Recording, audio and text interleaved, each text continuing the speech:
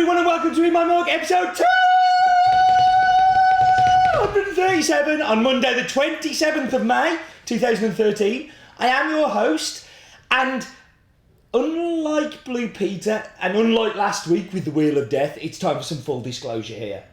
This was recorded in the past. It was recorded directly after last week's one. As I am in the future, in Australia, I am a man of the future, whereas you are people of the past. Unless you're watching in Australia where I'm a man of the past. It's confusing. But anyway, there's no time for news and stuff this week because the news hasn't happened because I'm from the future. And if I told you the news, you'd be amazed and scared and kind of wouldn't know what's going on. But we're still going to do 20 seconds on. And this week it's going to be on the World Barista Championships. World Barista Championship.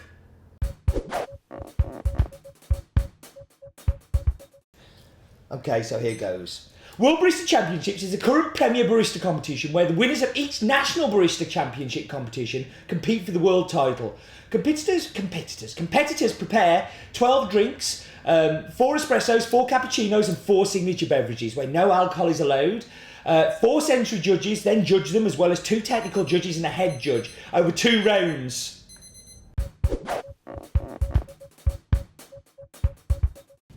And then they decide that they're going to have a final, and then they compete, and whoever wins gets crowned the World Barista Champion. So 2012 was Raul from Guatemala, Raul Rodas. Year before that was Alejandro Mendez, who used our coffee, the La Lujon, in Bogota. And before that, it was Mike Phillips from America. And before that, it was Gwilym Davis, who UK champion. Before that, it was Stephen Morrissey. Before you say, I'm a bore when it comes to this stuff.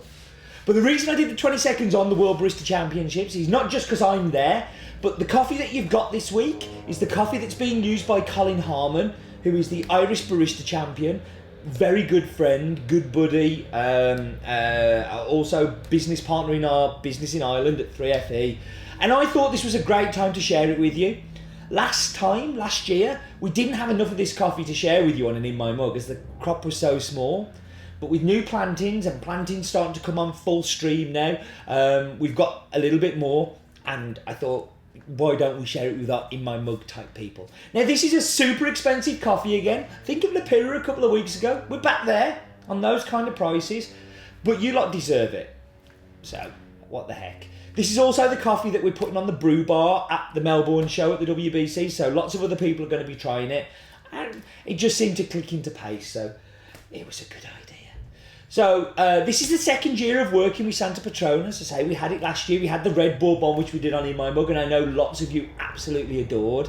And it came from my trip back in January 2012, where I was visiting my friends Lily and Federico Balanas, who are the owners of Viva Espresso, who Alejandro Mendez, who won the World Barista Championships, works for. So that's why they're my friends. And we knew each other from there. And Federico and Lily kindly arranged this really special day where we went to go and have a picnic on Lily's father's farm on the Santana volcano in the Illimac mountain range. And we drove up to the farm, and as we drove up, it's a road that I know super well. We're passing places like San Rafael, we're passing places like Siberia, La Fani. El Retiro actually shares the same driveway as Santa Petrona. So it was really cool that I was going somewhere I knew. And then we get to the farm, and we have a picnic there, and it is the perfect place for a picnic. It is so well groomed and looked after. The facilities are so clean and organised, and these are all little signs as a coffee roaster when you walk onto a farm that you kind of go, this place could have good coffee. You know definitely that it's going to, but if you're that careful with the details of the farm, then it tends to be that the details with the processing, the picking, the varietals that they have means that it's going to be interesting. Then we drive down the road to the mill, which is on the road. It's smack bang more or less in the middle of Santa Ana's here, San Salvador's here, and the mill is in the middle. And the facilities were super clean, super organised, very big. They process lots of coffee for other people as well as themselves. Really, really sharp looking place. Everything had its place. Everybody looked really smart and clean. Everybody who worked there seemed super happy and interested. And again, little clues that this coffee could be really interesting and really tasty. So at the end of the tour, I said to Lily's brother, who is also called Federico, which makes the story even more complicated, but not a husband Federico, that would be weird. Federico, a brother. And I said, can we grab a sample of this to take back to the UK? And I said it very quietly because I didn't want Lily and Federico to think that like they'd forced me into asking for this sample. I was really excited about it. So brings the sample back, bring it back to the UK, cup it, and this was the Bourbon and the Pacamara, and we were just like, wow, these are great. So you can work it out for yourself. We ended up buying the coffee, bringing it back. We're very excited to share it with you last year. We made lots of noise about the yellow Pacamara just because it was so tasty and so delicious. And we have it back for a second year. Also went and visited Federico, Lily and other Federico in January this year and spent the day with them and had a really, really good time. So the farm is in the Santana district on the Santana volcano in El Salvador, founded by the Paco Diaz family back in 1927, and it's now the 6th generation of owners. The farm is spread over 25 manzanas, which is around about 17 hectares, and it has the varietals Red Bourbon, which we have. We have a pulp natural, we have a washed, we have a natural from there. We also have the red Pacas, which is super exciting, and we also have the Pacamara, which we're tasting here. 80% Bourbon, 15% Pacas, 5% Pacamara. So it's really exciting that we've got all the different varietals this year as well, which we didn't have this year. This coffee is 100% fully washed, hand-picked, dried on African raised beds, very unusual raised beds. They have little roofs on them, so if it rains, you can cover them over very quickly. But also during the hot sun, they can cover them over, so it stops the drying process happening too quickly. And at night, stops any condensation forming on them, which is, again, really clever. This was Lily's dad's idea. We decided to build these very cool things. And yeah, they just do the processing, as I say, at the mill super, super well. Every little detail is monitored. They are carefully kind of checking, raking these raised beds all of the time. And it's really good. This is why it's worth going to Origin. This is why it's worth putting the travelling in to go to El Salvador and places like this, because you get to find little gems like this. So, well, I mean, the best was with this one, other buyers turned up after us and tasted the Pacamara and went, this is really good. Like, we really want to buy this. But because we went so early last year, a big sold sign on it saying it's ours. You know, it was really cool.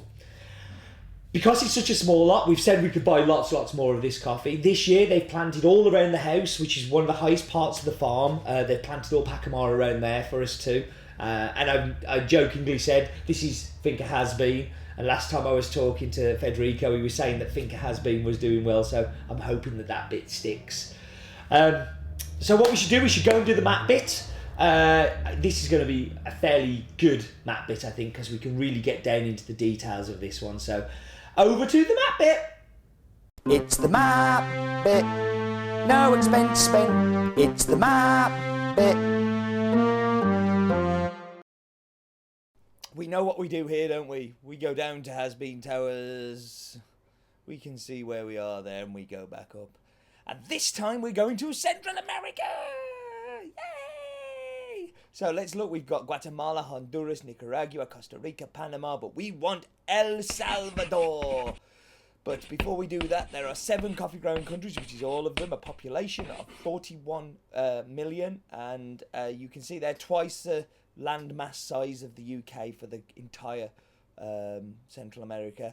But let's look at El Salvador. Now you can see El Salvador is it's a tiny country. It really is quite small.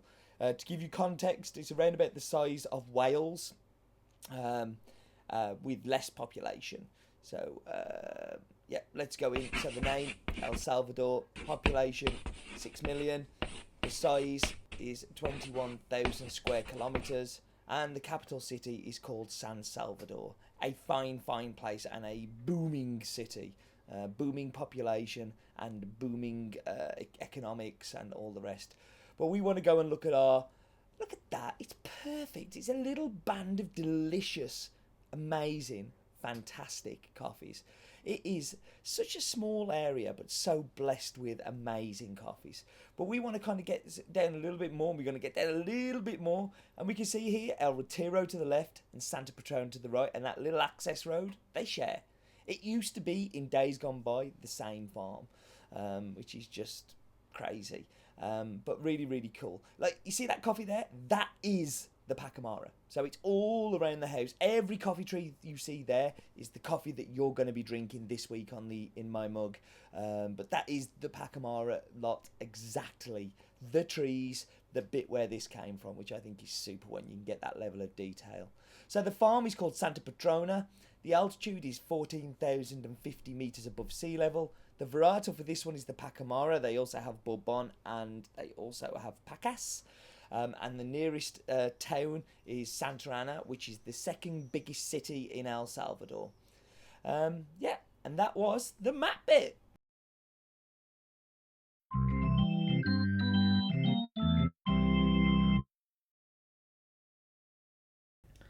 Your favourite part, my favourite part, everybody's favourite part. It's time for Roland's Daft Fact of the Week. Roland's Daft Fact of the Week. Denmark have won more barista championships since it began in the year 2000 with 3 holders, but have not won a championship since 2006 with Klaus Thompson. Interesting. Roland's Daft Fact of the Week. See, even Roland the Roaster is getting barista championship fever. It's catching. So last week was espresso. Thank you, espresso.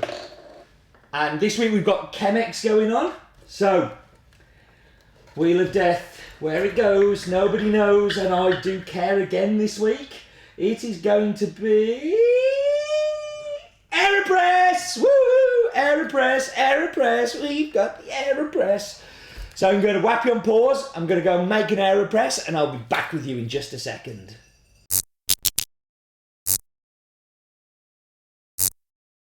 And I am back. And I'm going to dive straight into the espresso. So, now the thing about Pacamaras is that they're so different. Dale's just pulled these for me, and as he was pulling them, he was saying, it looked really weird when it was coming out. But the taste is very unique as well. I get super red apple. So you just get this really big red apple. But then I also get like this cherry. And it just kind of comes running through. And it's just like, it's super clean, like super clean. Another espresso done, all the way through. Time for milk.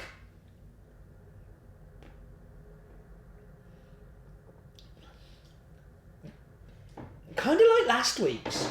It's cutting through. You can taste the coffee, you can taste the red apple, you can taste that cherry in there. Just kind of really comes through well.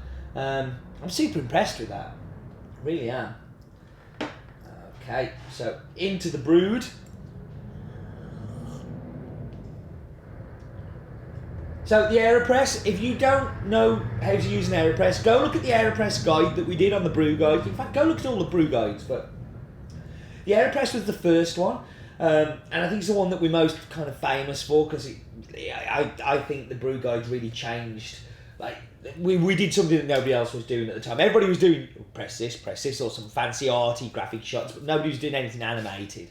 I still don't think there is really. So I'm very proud of the AeroPress brew guide, and I really like the AeroPress as a brewing method.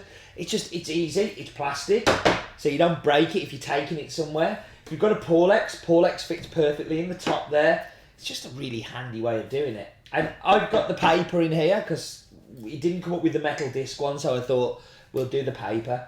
I kind of quite like the paper. I really quite like it a lot. So anyway, back to the brewed coffee. For me, it's a bit sweeter than it is in those two in the brewed. Now, I don't know if that's my AeroPress method or what, but I really get like sweet lemon, sweet cherry, and it's delicious. The acidity is super bright. Not so much in the espresso, but in the brewed, it really has kind of opened it up for me. I like that. I love this coffee, and I hope that you love it too. Be very, very keen to hear what In My Muggers think of this, who didn't get a chance to try it last year, so do let me know. Okay, onto the pinboard of doom. This week, this one was sent in by Andy Delpech, and I really like this. You see lots of these kind of funny signs, particularly around that London Dare Village. I don't know where this one was, but unattended children will be given espresso and a free kitten. I think that's a good warning to all parents to look after your children. So thank you for that, Andy. And I'm going to wrap up because I've got to edit these somehow. And anyway. Do remember, life is too short for bad coffee, and I'll be back to normal next week, I hope. And there'll be, well, I don't think I'll ever be back to normal, but I'll be back more to normal.